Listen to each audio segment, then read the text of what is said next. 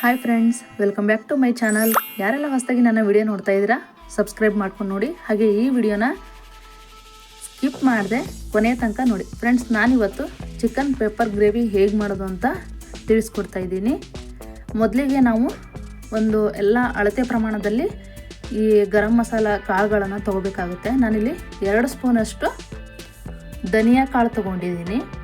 ಹಾಗೆ 1 ಸ್ಪೂನಷ್ಟು ಜೀರಿಗೆ ತೊಗೊಂಡಿದ್ದೀನಿ ಮತ್ತು 2 ಸ್ಪೂನಷ್ಟು ಕಾಳು ಮೆಣಸು ಪೆಪ್ಪರ್ ತೊಗೊಂಡಿದ್ದೀನಿ. ಹಾಗೆ ಸೋಂಪು ಇದು ಕೂಡ 1.5 ಸ್ಪೂನ್ ತೊಗೋಬೇಕು. 1 ಸ್ಪೂನು ಫುಲ್ ತೊಗೋಬೇಕು. ಹಾಗೆ ಮತ್ತು ಅರ್ಧ ಸ್ಪೂನ್ ತೊಗೋಬೇಕು. ಫ್ರೆಂಡ್ಸ್, ಇವಾಗ ಇದನ್ನೆಲ್ಲನೂ ನಾವು ಡ್ರೈ ಫ್ರೈ ಮಾಡ್ಕೋಬೇಕು.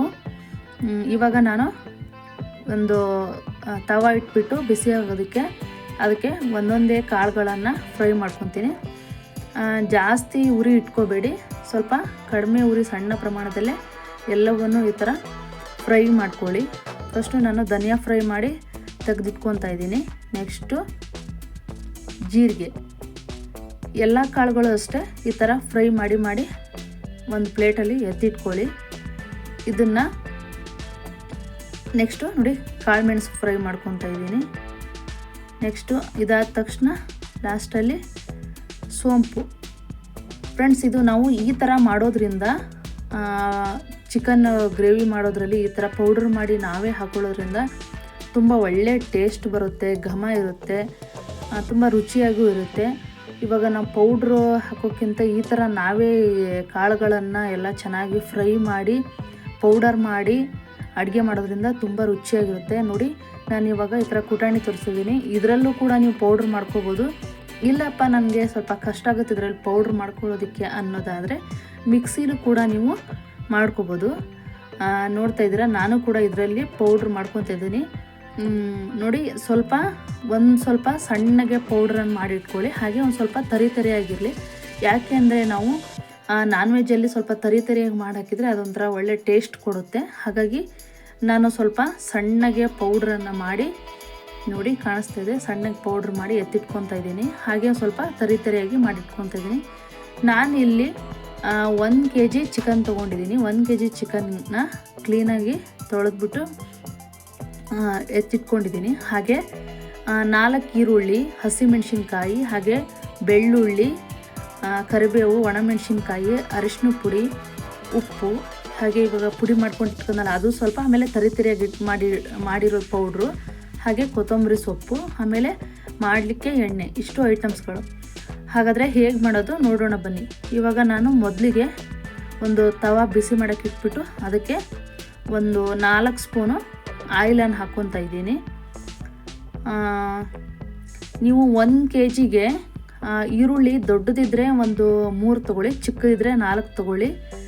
ನಾನು ಮೊದಲಿಗೆ ಇಲ್ಲಿ ಎಣ್ಣೆ ಬಿಸಿ ಆದ ತಕ್ಷಣ ಕರಿಬೇವನ್ನು ಹಾಕಿ, ಫ್ರೆಂಡ್ಸ್ ಇದೇನು ಗೊತ್ತಾ, ಕರಿಬೇವು ಹಾಕಿ ಫ್ರೈ ಮಾಡಿ ಎಲ್ಲ ಎತ್ತಿಟ್ಕೋಬೇಕು. ಯಾಕೆಂದರೆ ಇದು ಲಾಸ್ಟಲ್ಲಿ ಕೂಡ ಹಾಕೋಬೇಕು. ಕರಿಬೇವು ಫುಲ್ ಫ್ರೈ ಮಾಡಿಬಿಟ್ಟು ಎತ್ತಿಟ್ಕೊತಾ ಇದ್ದೀನಿ. ಬೆಳ್ಳುಳ್ಳಿ ಫ್ರೈ ಮಾಡಿ ಒಂದೆರಡು ಅದರಲ್ಲೇ ಬಿಡಬೇಕು, ಒಂದೆರಡು ತಕ್ಕೋಬೇಕು. ಹಾಗೆ ಒಣಮೆಣಸಿನ್ಕಾಯಿನೂ ಅಷ್ಟೇ, ಅದನ್ನು ಕೂಡ ಒಂದೆರಡು ಫ್ರೈ ಮಾಡಿ ಎತ್ತಿಟ್ಕೋಬೇಕು, ಒಂದೆರಡು ಎಣ್ಣೆಯಲ್ಲೇ ಬಿಡಬೇಕು.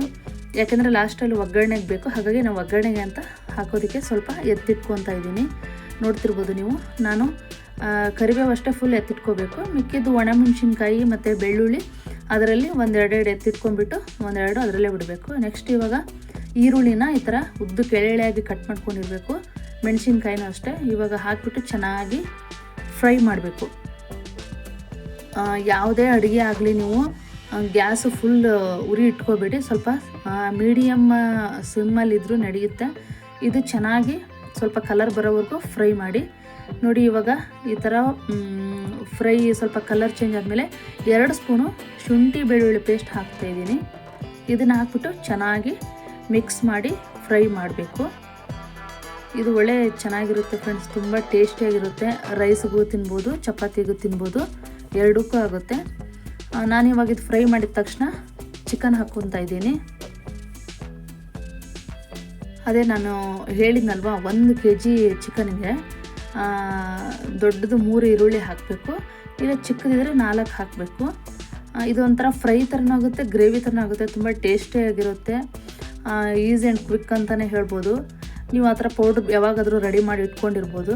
ಹಾಗೆ ಇಲ್ಲಿ ನಾನು ಒಂದು 1.5 ಸ್ಪೂನು ಅರಿಶಿಣ ಪುಡಿ ಹಾಕ್ತಾಯಿದ್ದೀನಿ. ಹಾಕ್ಬಿಟ್ಟು ಚೆನ್ನಾಗಿ ಮಿಕ್ಸ್ ಮಾಡ್ಕೋಬೇಕು.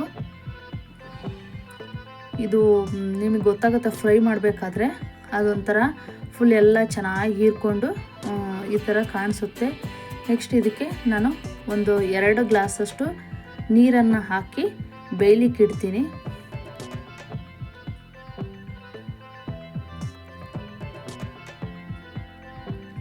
ಇವಾಗ ಚೆನ್ನಾಗಿ ಮಿಕ್ಸ್ ಮಾಡಬೇಕು. ಮಿಕ್ಸ್ ಮಾಡಿಬಿಟ್ಟು ಇವಾಗ ಲಿಡ್ ಕ್ಲೋಸ್ ಮಾಡಿ ಒಂದು 15 ನಿಮಿಷ ಬೇಯಲಿಕ್ಕೆ ಇಡಬೇಕು ಫ್ರೆಂಡ್ಸ್.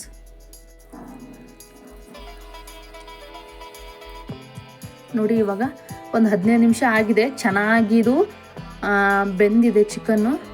ಒಂದ್ಸಲ ಚೆನ್ನಾಗಿ ಮಿಕ್ಸ್ ಮಾಡಿ, ಹಾಗೆ ನಾನು ಪೌಡ್ರ್ ಮಾಡಿ ಇಟ್ಕೊಂಡಿದ್ನಲ್ವ ತೋರಿಸಿದ್ದೆ, ಆ ಪೌಡ್ರನ್ನು ಇವಾಗ ನಾನು ಹಾಕ್ತಾಯಿದ್ದೀನಿ. ಪೌಡ್ರ್ ಹಾಕಿ ನೆಕ್ಸ್ಟು ಸ್ವಲ್ಪ ಸಣ್ಣಗೆ ಮಾಡಿಟ್ಕೊಂಡಿರೋ ಪೌಡ್ರ್ ಹಾಕ್ತಿದ್ದೀನಿ. ಹಾಗೆ ಸ್ವಲ್ಪ ತರಿಯಾಗಿ ಮಾಡಿಟ್ಕೊಂಡಿರೋ ಪೌಡ್ರ್ ಕೂಡ ಹಾಕ್ತಾಯಿದ್ದೀನಿ. ಅದೊಂದು 2 ಸ್ಪೂನು, ಇದೊಂದು 2 ಸ್ಪೂನು, 4 ಸ್ಪೂನ್ ಹಾಕ್ತಾಯಿದ್ದೀನಿ. ಹಾಕ್ಬಿಟ್ಟು ಚೆನ್ನಾಗಿ ಮಿಕ್ಸ್ ಮಾಡಬೇಕು. ತುಂಬ ಚೆನ್ನಾಗಿರುತ್ತೆ, ತುಂಬ ಟೇಸ್ಟಿಯಾಗಿರುತ್ತೆ ಫ್ರೆಂಡ್ಸ್. ಒಂದ್ಸಲ ಮನೆಯಲ್ಲಿ ಟ್ರೈ ಮಾಡಿ ನೋಡಿ. ಈ ಥರ ಮತ್ತೆ ಲಿಡ್ಲು ಕ್ಲೋಸ್ ಮಾಡಿ ಒಂದು 10 ನಿಮಿಷ ಮತ್ತೆ ಬೇಯಿಸ್ಕೋಬೇಕು. ನೋಡ್ತಿರ್ಬೋದು ಫ್ರೆಂಡ್ಸ್. ಯಾರೆಲ್ಲ ನನಗೆ ಇಲ್ಲಿ ತನಕ ಸಬ್ಸ್ಕ್ರೈಬ್ ಮಾಡಿದ್ದೀರಾ ಅವ್ರಿಗೆ ಥ್ಯಾಂಕ್ಸ್ ಅಂತ ಹೇಳ್ತೀನಿ. ಹೀಗೆ ನನಗೆ ಸಪೋರ್ಟ್ ಮಾಡಿ ನನ್ನ ವಿಡಿಯೋಗಳನ್ನು ನೋಡ್ತಾ ಇರಿ. ಮತ್ತು ಯಾರೆಲ್ಲ ಸಬ್ಸ್ಕ್ರೈಬ್ ಮಾಡಿಲ್ಲ ಅವರು ಕೂಡ ಸಬ್ಸ್ಕ್ರೈಬ್ ಮಾಡ್ಕೊಳ್ಳಿ. ನೋಡಿ ಈ ಥರ ಒಗ್ಗರಣೆಗೆ ನಾನು ಎತ್ತಿಟ್ಕೊಂಡಿದ್ನಲ್ವಾ, ಒಣಮೆಣಸಿನ್ಕಾಯಿ, ಬೆಳ್ಳುಳ್ಳಿ ಮತ್ತು ಕರಿಬೇವು, ಇದನ್ನು ಲಾಸ್ಟಲ್ಲಿ ಮತ್ತೆ ಹಾಕಿಬಿಟ್ಟು ಹಾಗೆ ಮೇಲೆ ಕೊತ್ತಂಬರಿ ಸೊಪ್ಪು ಹಾಕಿದರೆ ಫ್ರೆಂಡ್ಸ್ ಇದು ರೆಡಿ ಆಯಿತು ಚಿಕನ್ ಪೆಪ್ಪರ್ ಗ್ರೇವಿ. ನನ್ನ ವಿಡಿಯೋ ನಿಮಗೆ ಇಷ್ಟ ಆಗಿದ್ದರೆ ಲೈಕ್ ಮಾಡಿ, ಶೇರ್ ಮಾಡಿ, ಕಮೆಂಟ್ ಮಾಡಿ. Thank you.